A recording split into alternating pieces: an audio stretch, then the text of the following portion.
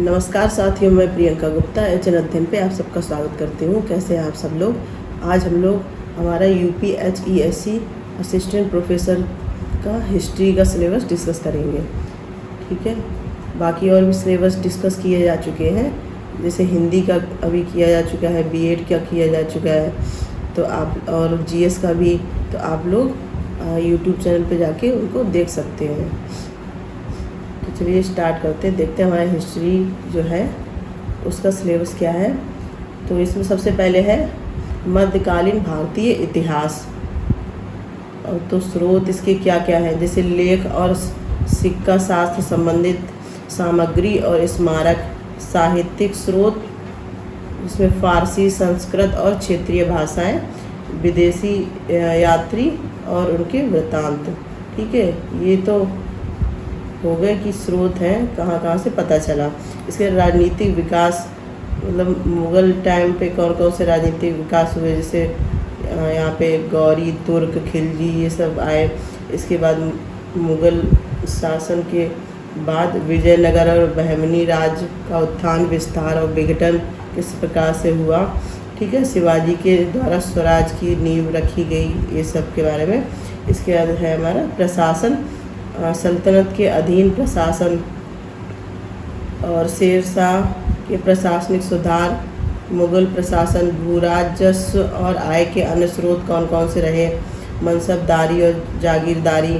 ठीक है, इसके बाद है नेक्स्ट हमारा आर्थिक पक्ष क्या क्या रहे हैं, जैसे कृषि उत्पादन हो गया, शहरी केंद्र और जनसंख्या, उद्योग, व्यापार, वाणिज्य, व्यापार केंद्र और उनके पतन, क्या कारण रहे, वित्तीय, व्यापार, वाणिज्य, ये सब चीज़ें।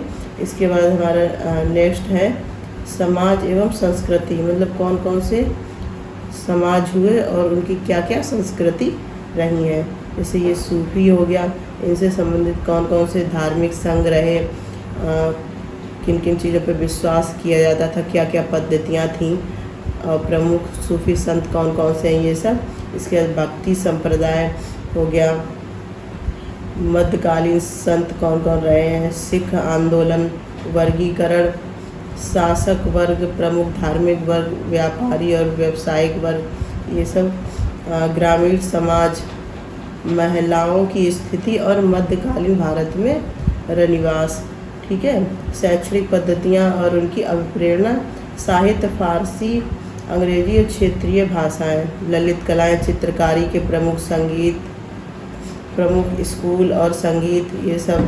इसके बाद पुरातन भारतीय स्मारकों का पतन एवं उत्तर एवं पश्चिम भारत में नवीन स्थापत्य कला का विकास, ये सब के बारे में पूछा। इसके बाद सेकेंड है आधुनिक भारत इतिहास, ये तो अभी हो गया था मध्य।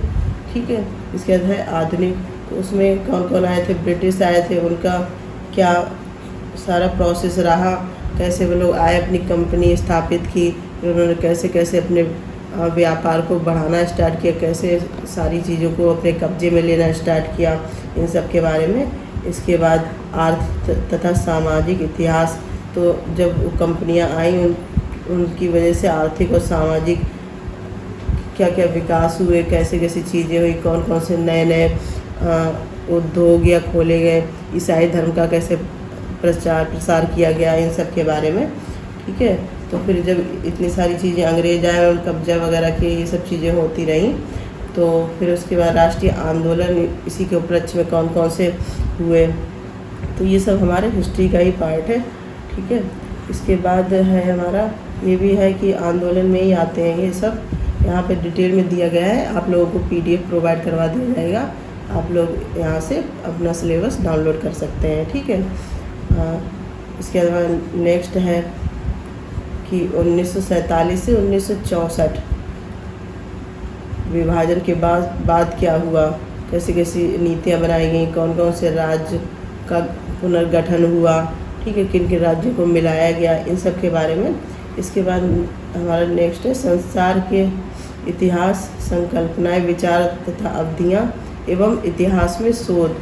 अब इतिहास में कैसे कैसे शोध हुए, किन किन चीज़ों पे ज़्यादा काम किया गया, उन सब के बारे में है। यहाँ आप देख सकते हैं, जैसे सामंतवाद, नाजीवाद, राष्ट्रमंडल, ये सब चीज़ें। हैं यहाँ पे, समाजवाद हो गया ये सब, तो ये सब के बारे में भी आपको यहाँ पे पढ़ना पड़ेगा। तो ये हमारा सिलेबस है जो हिस्ट्री का है, UPHESC जो असिस्टेंट प्रोफेसर का एग्ज़ाम होता है उसमें। इसके अलावा जो हमारा GS है वो तो कॉमन है सबका 30 नंबर का, ठीक है।